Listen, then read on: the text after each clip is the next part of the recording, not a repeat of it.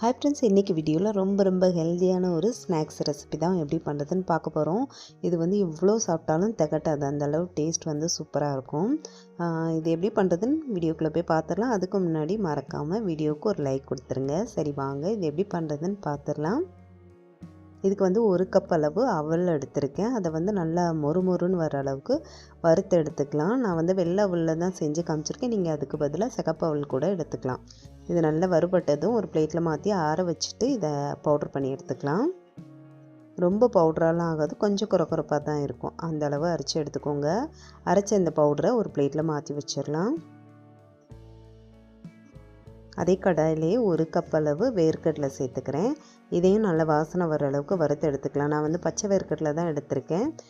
நீங்கள் வறுத்த வேர்க்கடலை எடுக்கிறீங்க அப்படின்னா அப்படியே வந்து அரைச்சி எடுத்துக்கலாம்.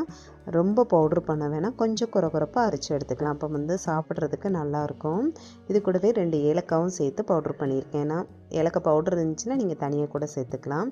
இப்போ இது ரெண்டையும் நல்லா மிக்ஸ் பண்ணி வச்சிடலாம். இப்போ ஒரு பாத்திரத்தில் 1/2 கப் அளவு வெல்லம் சேர்த்துருக்கேன். அதில் வந்து 3/4 கப் அளவு தண்ணி சேர்த்து வெல்லத்தை நல்லா கரைச்சி எடுத்துக்கலாம். இதுக்கு வந்து வெல்ல பாகுலாம் தேவையில்லை. எல்லாமே வந்து ஒரே கப்லேயே அளந்துக்கோங்க. அளவுகள்லாம் வந்து டிஸ்கிரிப்ஷனில் கொடுக்குறேன், தேவைப்பட்டுச்சுன்னா செக் பண்ணி பாருங்கள். வெல்லம் வந்து நல்லா கரைஞ்சதும் அதை மாற்றி வச்சிடலாம்.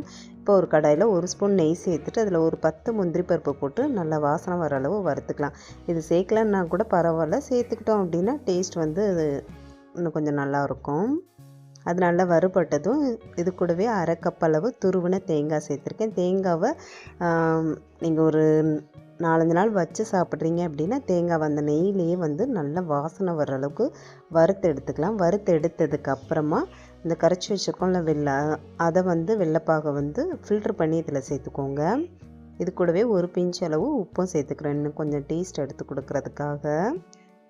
வெள்ளைப்பாகு சேர்த்துட்டு அடுப்பை வந்து சிம்மில் வச்சுட்டு நம்ம பவுட்ரு பண்ணி வச்சுருக்க அதை வந்து இதில் சேர்த்து நல்லா கலந்து விட்டுடலாம். ஏன்னா அவல் சேர்த்துருக்கிறதுனால டக்குன்னு வந்து தண்ணிலாம் வந்து உறிஞ்சிரும். அதனால் அடுப்பை சிம்மில் வச்சுட்டே நல்லா கலந்து விட்டுருங்க. இப்போ இதில் 1 ஸ்பூன் நெய் சேர்த்துட்டு நல்லா மிக்ஸ் பண்ணி விட்டுறேன். இது வந்து நல்லா திரண்டு வரணும், அந்த அளவு நல்லா கலந்து விட்டுட்டே இருங்க. இன்னும் 1 ஸ்பூன் நெய் சேர்த்துக்கிறேன். மொத்தம் ஒரு 3 ஸ்பூன் கிட்ட நெய் தேவைப்படும். நல்லா கலந்து விட்டுறலாம். எல்லாமே ஒன்று சேர நல்லா திரண்டு வந்ததுக்கப்புறமா இதை வந்து ஒரு பிளேட்டில் மாற்றிட்டு ஆற வச்சுருங்க. ஆறினதுக்கப்புறமா நம்மளுக்கு என்ன ஷேப்புக்கு வேணுமோ அந்த மாதிரி பண்ணிக்கலாம். நான் வந்து லட்டு மாதிரியே ரெடி பண்ணிக்கிறேன். இது வெளியில் வச்சு ஒரு 4-5 நாள் வச்சு சாப்பிடலாம். எல்லாமே நல்லா வறுத்து எடுத்துட்டிங்க அப்படின்னா 1 வாரம் கூட வச்சு சாப்பிட்டுக்கலாம், கெட்டு போகாது. டேஸ்ட் வந்து ரொம்ப சூப்பராக இருக்கும். அவ்வளோ நாள்லாம் இருக்கவும் செய்யாது, 1 நாள் 2 நாள்லேயே காலி ஆயிரும். அவ்வளோ டேஸ்ட் ரொம்ப சூப்பராக இருக்கும். வீட்டில் இருக்க அவலை வச்சுட்டு ரொம்ப சிம்பிளான ரெசிபி தான். டேஸ்ட் வந்து ரொம்ப நல்லாயிருக்கும். ஹெல்த்தியான ரெசிபியும் கூட. பசங்களுக்கு நீங்கள் ஸ்கூலுக்கு ஸ்நாக்ஸாக கூட கொடுத்து விட்டுக்கலாம்.